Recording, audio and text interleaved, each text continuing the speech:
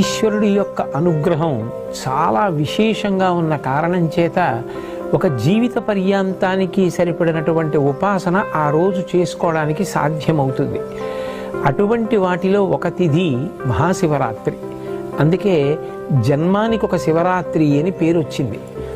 ఆ మహాశివరాత్రి మాఘమాసంలో వచ్చేటటువంటి కృష్ణపక్షంలో అర్ధరాత్రి వేళటికి చతుర్దశి పరివ్యాప్తమైతే దాన్ని మహాశివరాత్రి అని పిలుస్తారు.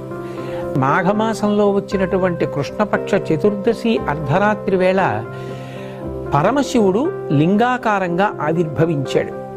అది ఎంత పెద్ద లింగము అంటే యజుర్వేదం దాని గురించి మాట్లాడింది. పాతాళం కన్నా కింద నుంచి పైన ఉన్నటువంటి అంతరిక్షం కన్నా ఇంకా పై వరకు ఒక జ్యోతిర్లింగము ఆవిర్భవించింది.